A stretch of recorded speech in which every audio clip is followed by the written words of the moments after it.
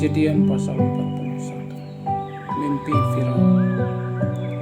Setelah lewat 2 tahun lamanya, bermimpilah Firaun bahwa ia berdiri di tepi sungai Nil.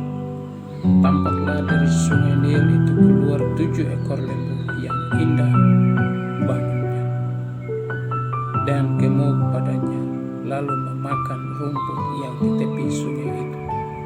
Kemudian tampaklah juga ekor lembu yang lain yang keluar dari dalam sungai Nil itu, buruk bangunnya dan kurus badannya, lalu berdiri di samping lembu-lembu yang tadi di tepi sungai itu.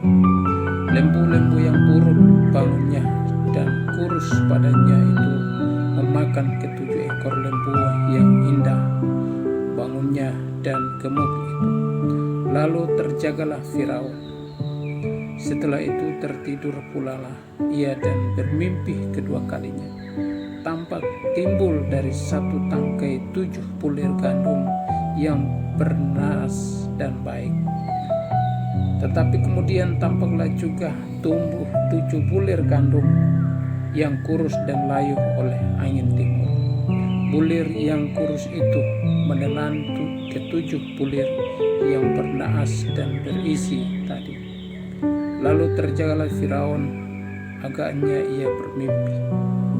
Pada waktu pagi gelisahlah hatinya, lalu disuruhnyalah memanggil semua ahli dan semua orang berilmu di Mesir. Firaun menceritakan mimpinya kepada mereka, tetapi seorang pun tidak ada yang dapat mengartikannya kepadanya. Lalu berkatalah kepala juru minum kepala Firaun, "Hari ini aku merasa perlu menyebutkan kesalahanku yang dahulu. Waktu itu tuanku Firaun murka kepada pegawai-pegawainya dan menahan aku dalam rumah pengawal istana beserta dengan kepala juru roti. Pada satu malam juga kami bermimpi, aku dan kepala juru roti itu masing-masing mempunyai mimpi dengan artinya sendiri. Bersama-sama dengan kami ada di sana seorang muda Ibrani, hamba kepala pengawal istana itu. Kami menceritakan mimpi kami kepadanya, lalu ditariknya kepada kami mimpi kami masing-masing. Dan seperti yang diartikannya itu kepada kami, demikianlah pula terjadi. Aku dikembalikan ke dalam pangkatku dan kepala juru roti itu digantung." Kemudian Firaun menyuruh memanggil Yusuf. Segeralah ia dikeluarkan dari tutupan. Ia bercukur dan berganti pakaian lalu pergi menghadap Firaun. Berkatalah Firaun kepada Yusuf, "Aku telah bermimpi dan seorang pun tidak ada yang dapat mengartikannya. Tetapi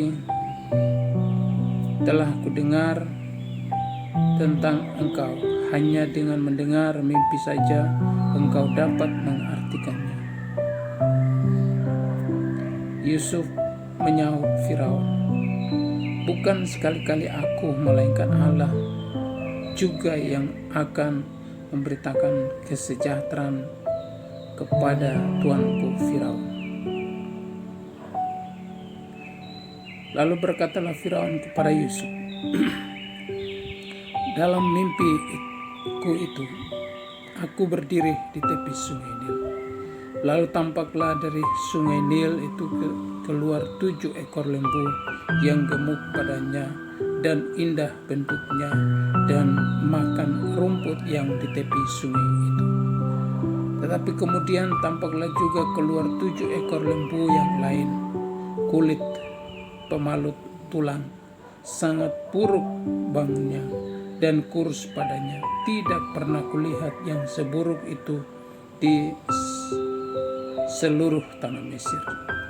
Lembu yang kurus dan buruk itu memakan ke-7 ekor lembu gemuk yang mula-mula. Lembu-lembu ini masuk ke dalam perutnya, tetapi walaupun telah masuk ke dalam perutnya, tidaklah kelihatan sedikit pun tandanya. Bangunannya tetap sama buruknya seperti semula. Lalu terjagalah aku. Selanjutnya dalam mimpiku itu, kulihat timbul dari satu tangkai 7 bulir gandum yang berisi dan baik. Tetapi kemudian tampaklah juga tumbuh ke-7 bulir yang kering, kurus dan layu oleh angin timur. Bulir yang kurus itu memakan ke-7 bulir yang baik tadi. Telah kuceritakan hal ini kepada semua ahli, tetapi seorang pun tidak ada yang dapat menerangkannya kepadaku. Lalu kata Yusuf kepada Firaun, kedua mimpi tuanku Firaun itu sama. Allah telah memberitahukan kepada tuanku Firaun apa yang hendak dilakukan. Ke-7 ekor lembu yang baik itu ialah 7 tahun, dan ke-7 bulir gandum yang baik itu ialah 7 tahun juga. Kedua mimpi itu sama. Ke-7 ekor lembu yang kurus dan buruk yang keluar kemudian, maksudnya 7 tahun. Demikian pula ke-7 bulir gandum yang hampa dan layu oleh angin timur itu, maksudnya akan ada 7 tahun kelaparan. Inilah maksud perkataanku ketika aku berkata kepada tuanku Firaun. Allah telah memperhatikan kepada tuanku Firaun apa yang hendak dilakukannya. Ketahuilah tuanku akan datang 7 tahun kelimpahan di seluruh tanah Mesir. Kemudian akan timbul 7 tahun kelaparan, maka akan dilupakannya segala kelimpahan itu di tanah Mesir, karena kelaparan itu mengurus keringkan negeri ini. Sesudah itu akan tidak kelihatan lagi bekas-bekas kelimpahan di negeri ini karena kelaparan itu, sebab sangat hebatnya kelaparan itu, sampai 2 kali mimpi itu diulangi bagi tuanku Firaun. Berarti hal itu telah ditetapkan oleh Allah dan Allah akan segera melakukannya. Oleh sebab itu baiklah tuanku Firaun mencari seorang yang berakal budi dan bijaksana dan mengangkatnya menjadi kuasa atas tanah Mesir. Baik juga tuanku Firaun berbuat begini, yakni menempatkan penilik-penilik atas negeri ini, dan dalam ke-7 tahun kelimpahan itu memungut 1/5 dari hasil tanah Mesir. Mereka harus mengumpulkan segala bahan makanan dalam tahun-tahun baik yang akan datang ini, dan di bawah kuasa tuanku Firaun menimbun gandum di kota-kota sebagai bahan makanan serta menyimpangnya. Demikianlah segala bahan makanan itu menjadi persediaan untuk negeri ini dalam ke-7 tahun kelaparan yang akan terjadi di tanah Mesir, supaya negeri ini jangan binasa karena kelaparan itu. Yusuf di Mesir sebagai penguasa. Usul itu dipandang baik oleh Firaun dan oleh semua pegawainya. Lalu berkatalah Firaun kepada para pegawainya, mungkinkah kita mendapat orang seperti ini, seorang yang penuh dengan roh Allah? Kata Firaun kepada Yusuf, oleh karena Allah telah memberitahukan semuanya ini kepadamu, tidaklah ada orang yang demikian berakal budi dan bijaksana seperti engkau. Engkaulah menjadi kuasa atas istanaku, dan kepada perintahmu seluruh rakyatku akan taat. Hanya tahta inilah kelebihanku daripadamu. Selanjutnya Firaun berkata kepada Yusuf, dengan ini aku melantik engkau menjadi kuasa atas seluruh tanah Mesir. Sesudah itu Firaun meninggalkan cincin meterainya dari jarinya dan mengenakannya pada jari Yusuf. Dipakaikannya lah kepada Yusuf pakaian daripada kain halus dan digantungkannya kalung emas pada lehernya. Lalu Firaun menyuruh menaikkan Yusuf dalam keretanya yang kedua, dan berserulah orang di hadapan Yusuf, hormat. Demikianlah Yusuf dilantik oleh Firaun menjadi kuasa atas seluruh tanah Mesir. Berkatalah Firaun kepada Yusuf, akulah Firaun, tetapi dengan tidak setahumu seorang pun tidak boleh bergerak di seluruh tanah Mesir. Lalu Firaun menamai Yusuf Sefnat Paanea, serta memberikan Asnat anak Potifera imam di-on kepadanya menjadi istrinya. Demikianlah Yusuf muncul sebagai kuasa atas seluruh tanah Mesir. Yusuf berumur 30 tahun ketika ia menghadapi Firaun, raja Mesir itu. Maka pergilah Yusuf dari depan Firaun, lalu dikelilinginya seluruh tanah Mesir. Tanah itu mengeluarkan hasil bertumpuk-tumpuk dalam ke-7 tahun kelimpahan itu. Maka Yusuf mengumpulkan segala bahan makanan ke-7 tahun kelimpahan yang ada di tanah Mesir, lalu disimpannya di kota-kota. Hasil daerah sekitar tiap-tiap kota disimpan di dalam kota itu. Demikianlah Yusuf menimbun gandum seperti pasir di laut, sangat banyak sehingga orang berhenti menghitungnya, karena memang tidak terhitung. Sebelum datang tahun kelaparan itu, lahirlah bagi Yusuf 2 orang anak laki-laki yang dilahirkan oleh Asnat, anak Potifera, imam di-on. Yusuf memberi nama Manasye kepada anak sulungnya itu, sebab katanya, Allah telah membuat aku lupa sama sekali kepada kesukaranku dan kepada rumah bapakku.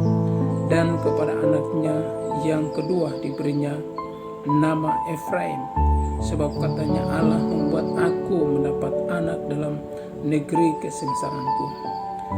Setelah lewat ke-7 tahun kelimpahan yang ada di tanah Mesir itu, mulailah datang 7 tahun kelaparan, seperti yang telah dikatakan Yusuf dalam segala negeri. Segala negeri ada kelaparan, tetapi di seluruh negeri Mesir ada roti. Ketika seluruh negeri Mesir menderita kelaparan dan rakyat berteriak meminta roti kepada Firaun, berkatalah Firaun kepada semua orang Mesir, pergilah kepada Yusuf, perbuatlah apa yang akan dikatakannya kepadamu. Kelaparan itu merajalela di seluruh bumi. Maka Yusuf membuka segala lumbung dan menjual gandum kepada orang Mesir, sebab makin hebat kelaparan itu di tanah Mesir. Juga dari seluruh bumi datanglah orang ke Mesir untuk membeli gandum dari Yusuf, sebab hebat kelaparan itu di seluruh bumi. Kejadian pasal 42. Saudara-saudara Yusuf pergi ke Mesir. Setelah Yakub mendapat kabar bahwa ada gandum di Mesir, berkatalah ia kepada anak-anaknya, mengapa kamu berpandang-pandangan saja? Lagi katanya, telah kudengar bahwa ada gandum di Mesir. Pergilah ke sana dan belilah gandum di sana untuk kita, supaya kita tetap hidup dan jangan mati.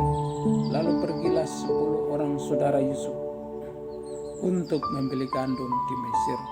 Tapi Yakub tidak membiarkan Benyamin, adik Yusuf, pergi bersama-sama dengan saudara-saudaranya, sebab pikirnya jangan-jangan ia ditimpa kecelakaan nanti.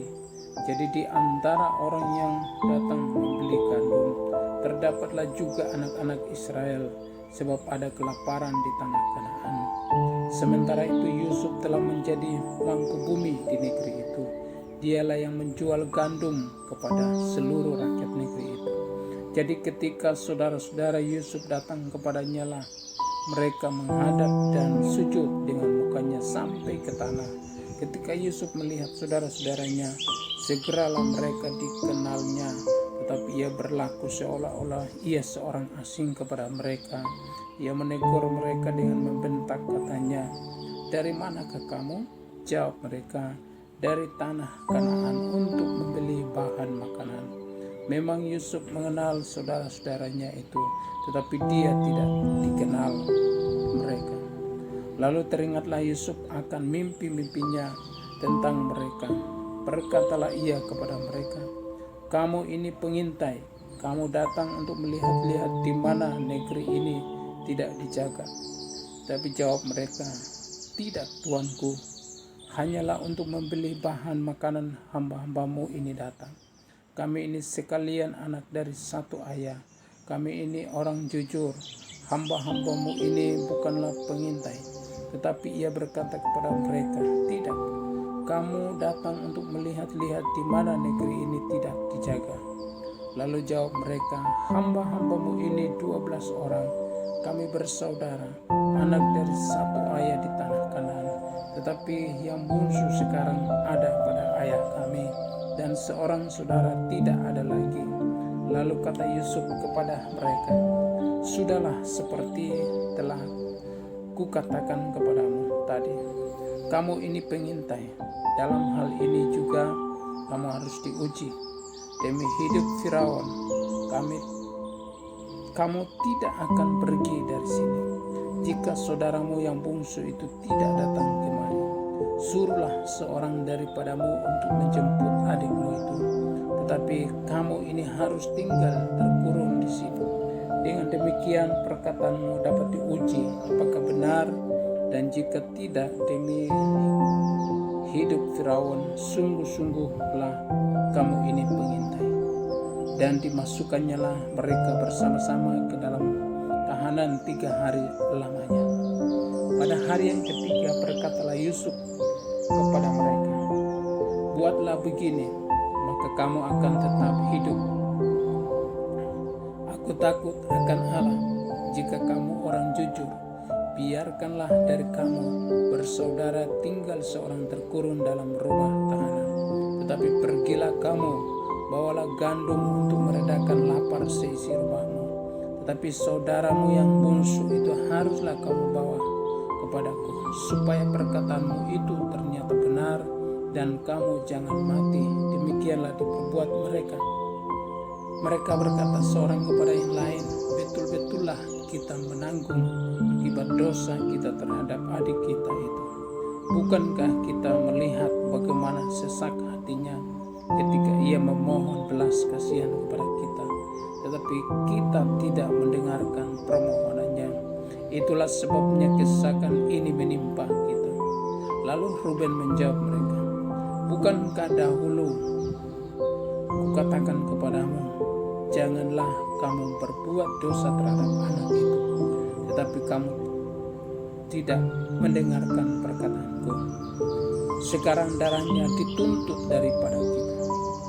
Tetapi mereka tidak tahu bahwa Yusuf mengerti perkataan mereka, sebab mereka memakai seorang juru bahasa.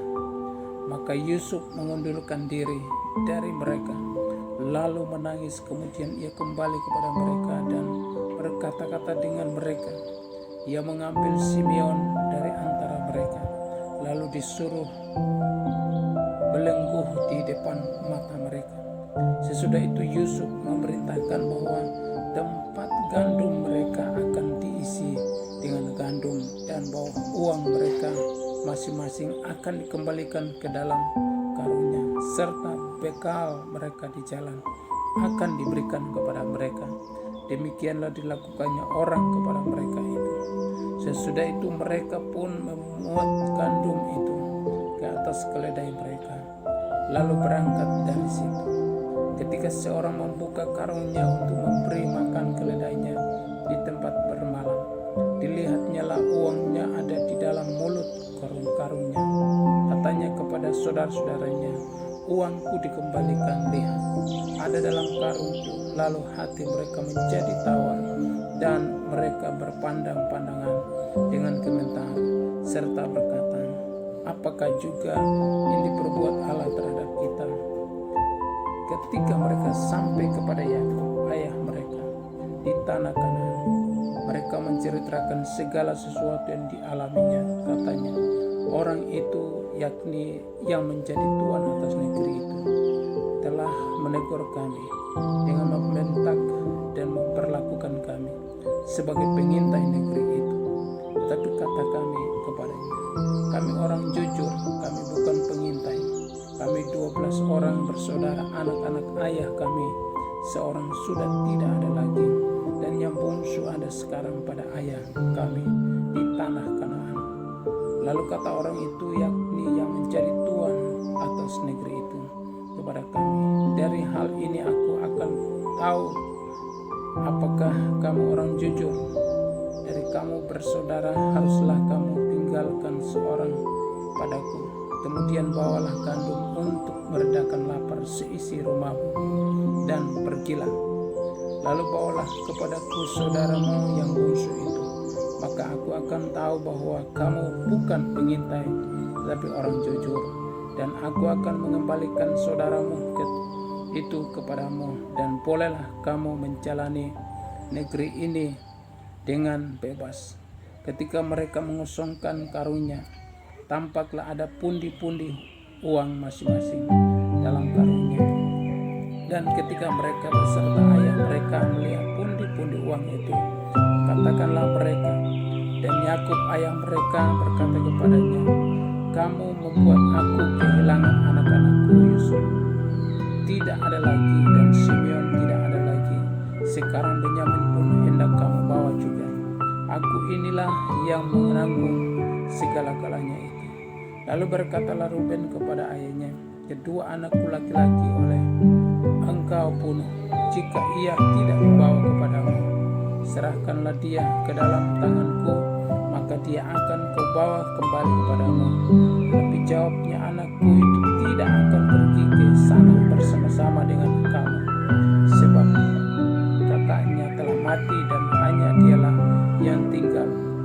Jika dia ditimpa kecelakaan di jalan yang akan kamu tempuh, maka tentulah kamu akan menyebabkan aku yang ubanan ini turun ke dunia orang mati karena duka cita.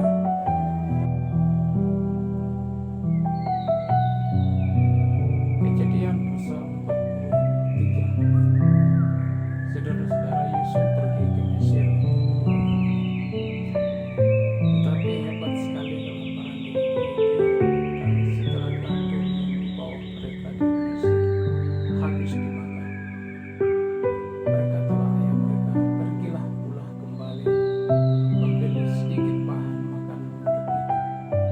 Lalu Yehuda menjawabnya, orang itu telah memperingatkan kami dengan sungguh-sungguh, kamu tidak boleh melihat mukaku jika adikmu itu tidak ada bersama-sama denganmu. Jika engkau mau membiarkan adik kami pergi bersama-sama dengan kami, maka kami mau pergi ke sana dan membeli bahan makanan baginya. Tetapi jika engkau tidak mau membiarkan dia pergi, maka kami tidak akan pergi ke sana.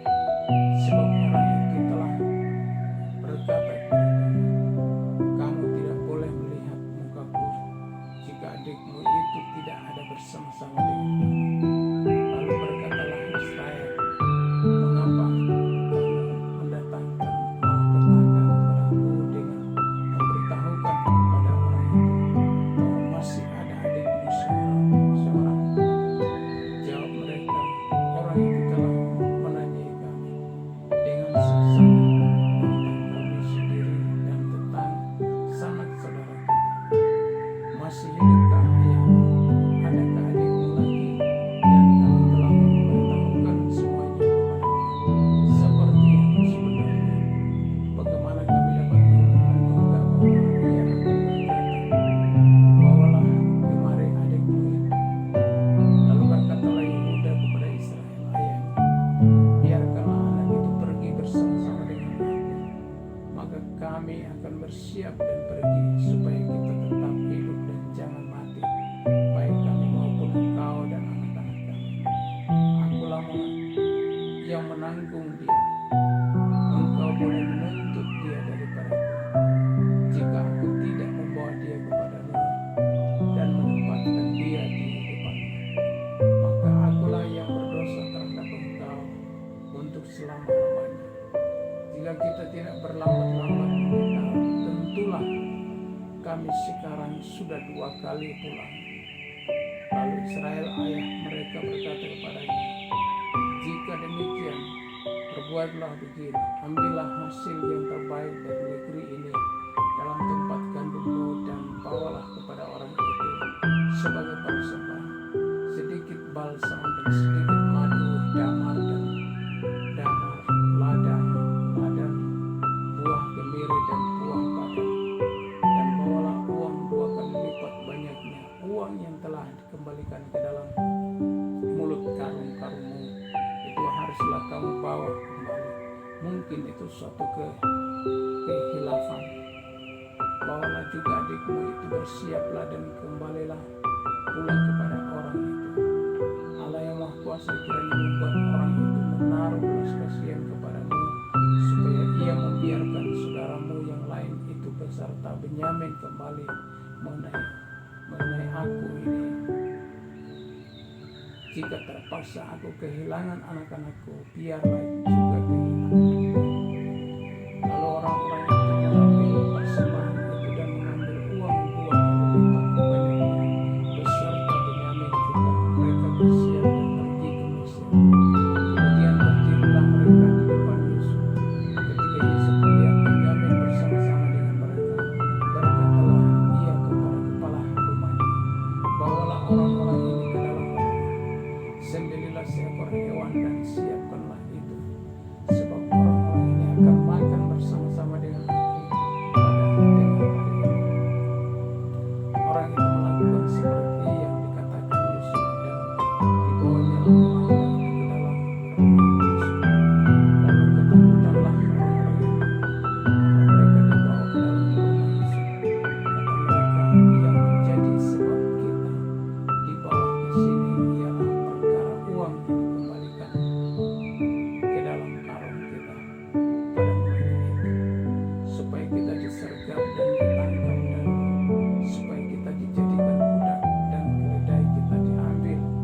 Karena itu mereka mendekati kepala rumah Yusuf itu dan berkata kepadanya di depan pintu rumah, mohon bicara Tuhan, kami dahulu datang kemari untuk membeli bahan makan. Tetapi ketika kami sampai ke tempat bermalam dan membuka karung kami, tampaklah uang kami masing-masing dengan tidak kurang jumlahnya ada di dalam mulut kami. Tetapi sekarang kami membawanya kembali. Uang lain kami bawa juga kemari untuk membeli bahan makanan. Kami tidak tahu siapa yang menaruh uang kami itu ke dalam karung kami. Tetapi jawabnya, tenang sajalah, jangan takut. Allahmu dan Allah Bapamu telah memberikan kepadamu harta terpendam dalam karungmu. Uangmu itu telah kuterima. Kemudian keluarkanyalah Simeon dan dibawanya kepada mereka. Setelah orang itu membawa mereka ke dalam rumah Yusuf, diberikannya air supaya mereka membasuh kaki. Juga keledai mereka diberinya makan. Sesudah itu mereka menyiapkan persembahannya, menantikan Yusuf datang pada waktu tengah hari, sebab mereka telah mendengar bahwa mereka akan makan di situ. Ketika Yusuf telah pulang, mereka membawa persembahan yang ada pada mereka itu kepada Yusuf di dalam rumah, lalu sujud kepadanya sampai ke tanah. Sesudah itu ia bertanya kepada mereka, apakah mereka selamat? Lagi katanya, apakah ayahmu yang tua yang kamu sebutkan itu selamat? Masih hidupkah ia? Jawab mereka, hambamu ayah kami ada selamat, ia masih hidup. Sesudah itu berlututlah mereka dan sujud. Ketika Yusuf memandang kepada mereka, dilihatnyalah Benyamin adiknya yang seibu dengan dia. Lalu katanya, inikah adikmu yang bungsu itu yang telah kamu sebut-sebut kepadaku? Lagi katanya, Allah kiranya memberikan kasih karunia kepadamu, anakku. Lalu segeralah Yusuf pergi dari situ, sebab hatinya sangat terharu merindukan adiknya itu. Dan dicarinya tempat untuk menangis. Ia masuk ke dalam kamar lalu menangis di situ. Sesudah itu dibasuhnyalah mukanya dan ia tampil keluar. Ia menahan hatinya dan berkata, hidangkanlah makanan. Lalu dihidangkannyalah makanan bagi Yusuf tersendiri, bagi saudara-saudaranya tersendiri, dan bagi orang-orang Mesir yang bersama-sama makan dengan mereka itu tersendiri. Sebab orang Mesir tidak boleh makan bersama-sama dengan orang Ibrani, karena hal itu satu kejian bagi orang Mesir. Saudara-saudaranya itu duduk di depan Yusuf, dan yang sulung sampai yang bungsu,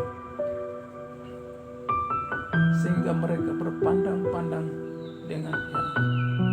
Lalu disajikanlah kepada mereka hidangan dari meja Yusuf. Tetapi yang diterima Benyamin adalah 5 kali lebih banyak daripada setiap orang yang lain. Lalu minumlah mereka dan bersukaria bersama-sama dengan dia.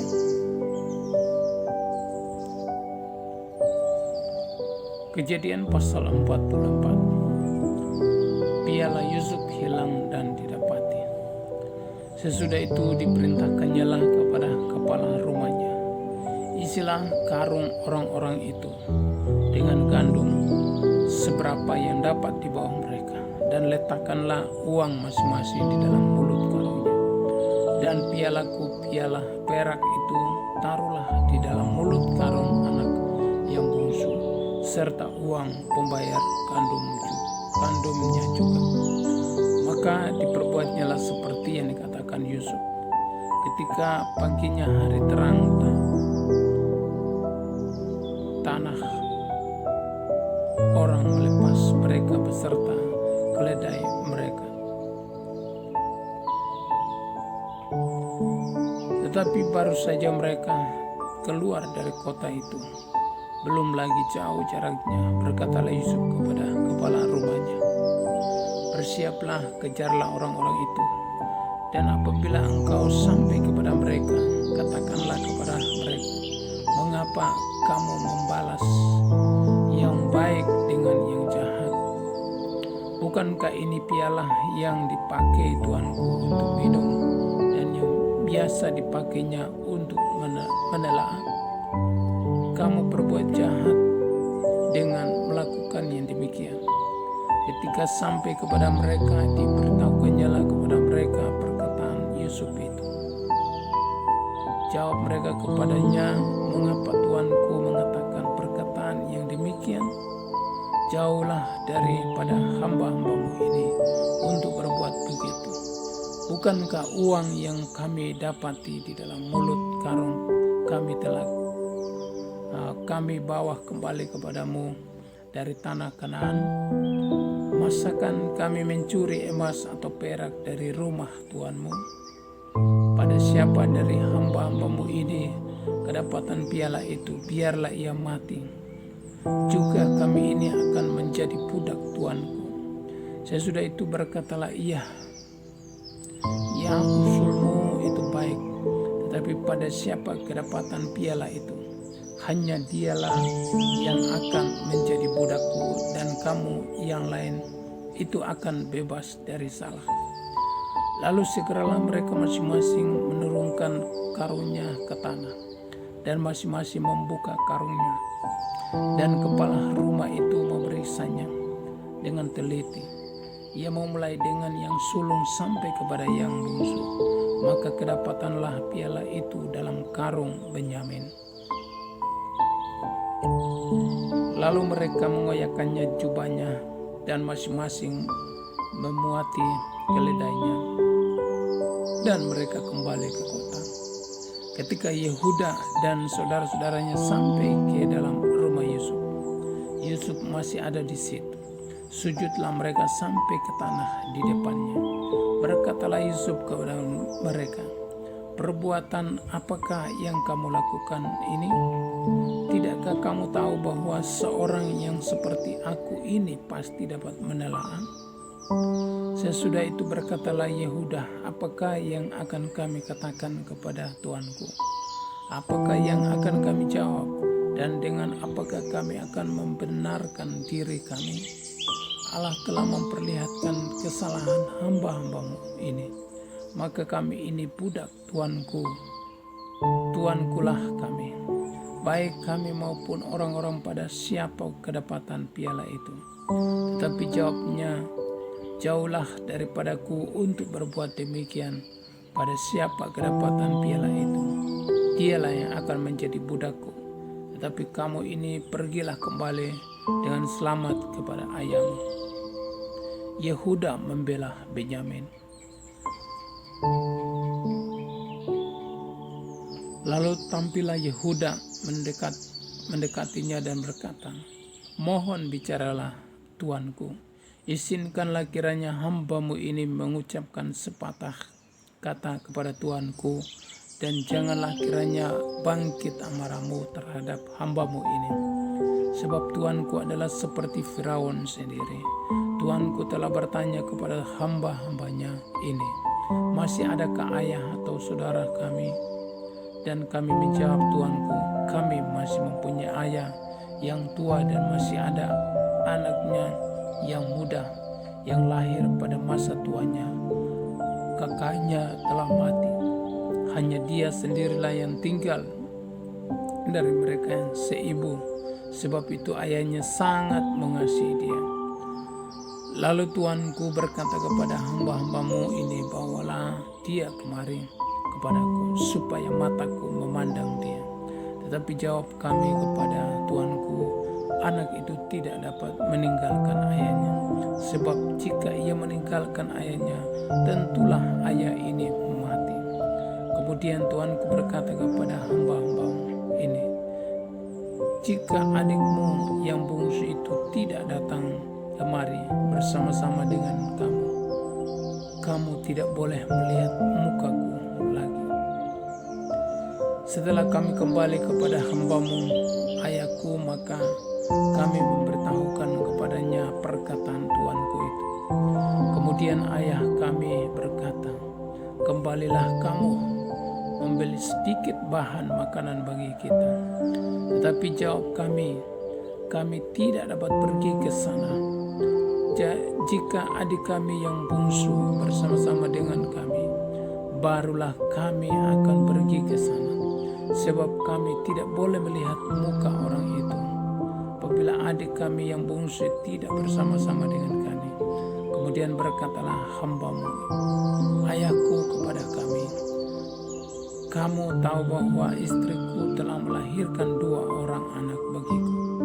Yang seorang telah pergi daripadaku, dan aku telah berkata, tentulah ia diterkam oleh binatang buas, dan sampai sekarang aku tidak melihat dia kembali. Jika anak ini kamu ambil pula daripadaku, dan ia ditimpa kecelakaan, maka tentulah kamu akan menyebabkan aku yang ubanan ini turun ke dunia orang mati karena nasib celaka. Maka sekarang apabila aku datang kepada hambamu, ayahku, dan tidak ada bersama-sama dengan kami anak itu, padahal ayahku tidak dapat hidup tanpa dia, tentulah akan terjadi apabila dilihatnya anak itu tidak ada bahwa ia akan mati, dan hamba-hambamu ini akan menyebabkan hambamu, ayah kami yang ubanan itu, turun ke dunia orang mati karena duka cita. Tetapi hambamu ini telah menanggung anak itu terhadap ayahku dengan perkataan, jika aku tidak membawanya kembali kepada Bapa, maka akulah yang berdosa kepada Bapa untuk selama-lamanya. Oleh sebab itu, baiklah hambamu ini tinggal menjadi budak tuanku menggantikan anak itu, dan biarlah anak itu pulang bersama-sama dengan saudara-saudaranya, sebab masakan aku pulang kepada ayahku apabila anak itu tidak bersama-sama dengan aku tidak akan sanggup melihat nasib celaka yang akan menimpa ayahku. Kejadian pasal 45. Yusuf memperkenalkan dirinya kepada saudara-saudaranya. Ketika itu Yusuf tidak dapat menahan hatinya lagi di depan semua orang yang berdiri di dekatnya. Lalu berserulah ia, "Suruhlah keluar semua orang dari sini." Maka tidak ada seorang pun yang tinggal di situ bersama-sama Yusuf ketika ia memperkenalkan dirinya kepada saudara-saudaranya. Setelah itu menangislah ia keras-keras, sehingga kedengaran kepada orang Mesir dan kepada seisi istana Firaun. Dan Yusuf berkata kepada saudara-saudaranya, "Akulah Yusuf, masih hidupkah Bapa?" Tetapi saudara-saudaranya tidak dapat menjawabnya, sebab mereka takut dan gemetar menghadapi dia. Lalu kata Yusuf kepada saudara-saudaranya itu, "Marilah dekat-dekat." Maka mendekatlah mereka. Katanya lagi, "Akulah Yusuf saudaramu yang kamu jual ke Mesir. Tetapi sekarang janganlah bersusah hati dan janganlah menyesali diri karena kamu menjual aku ke sini. Sebab untuk memelihara kehidupan Allah menyuruh aku mendahului kamu, karena telah 2 tahun ada kelaparan dalam negeri ini, dan selama 5 tahun lagi orang tidak akan membajak atau menuai. Maka Allah telah menyuruh aku mendahului kamu untuk menjamin kelanjutan keturunanmu di bumi ini dan untuk memelihara hidupmu, sehingga sebagian besar daripadamu tertolong. Jadi bukanlah kamu yang menyuruh aku ke sini, tapi Allah dialah yang telah menempatkan aku sebagai bapa bagi Firaun dan tuan atas seluruh istananya dan sebagai kuasa atas seluruh tanah Mesir. Segeralah kamu kembali kepada bapa dan katakanlah kepadanya, beginilah kata Yusuf anakmu, Allah telah menempatkan aku sebagai tuan atas seluruh Mesir. Datanglah mendapatkan aku, janganlah tunggu-tunggu. Engkau akan tinggal di tanah Goshen dan akan dekat kepadaku, engkau serta anak dan cucumu, kambing, domba dan lembu sapimu, dan segala milikmu. Di sanalah aku memelihara engkau, sebab kelaparan ini masih ada 5 tahun lagi, supaya engkau jangan jatuh miskin bersama seisi rumahmu dan semua orang yang ikut serta dengan engkau. Dan kamu telah melihat dengan mata sendiri, dan saudaraku Benyamin juga, bahwa mulutku sendiri mengatakannya kepadamu. Sebab itu ceritakanlah kepada Bapa segala kemuliaanku di negeri Mesir ini, dan segala yang telah kamu lihat. Kemudian segeralah bawa Bapa kemari. Lalu diperlakukannya lah leher Benyamin, lalu dipeluknya lah leher Benyamin, adiknya itu, dan menangislah ia, dan menangis pula Benyamin pada bahu Yusuf. Yusuf mencium semua saudaranya itu dengan bermesrah, dan ia menangis sambil memeluk mereka. Sesudah itu barulah saudara-saudaranya bercakap-cakap dengan dia. Ketika dalam istana Firaun terdengar kabar bahwa saudara-saudara Yusuf datang, hal itu diterima dengan baik oleh Firaun dan pegawai-pegawainya. Lalu berkatalah Firaun kepada Yusuf, "Katakanlah kepada saudara-saudaramu, buatlah begini, muatlah binatang-binatangmu dan pergilah ke tanah Kanaan.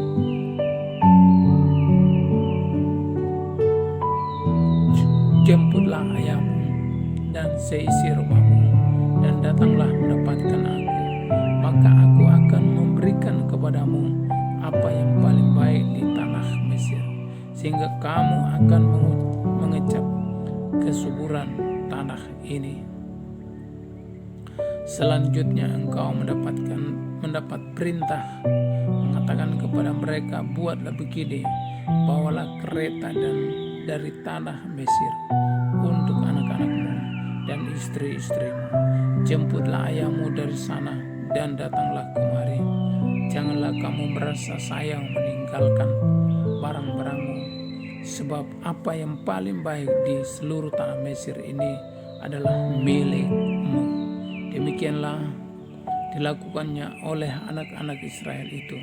Yusuf memberikan kereta kepada mereka menurut perintah Firaun. Juga diberikannya kepada mereka bekal di jalan. Kepada mereka masing-masing diberikannya sepotong pesalin dan kepada Benyamin diberikannya 300 uang perak dan 5 potong pesalin. Di samping itu kepada ayahnya dikirimkannya 10 ekor keledai jantan, dimuati dengan apa yang paling baik di Mesir.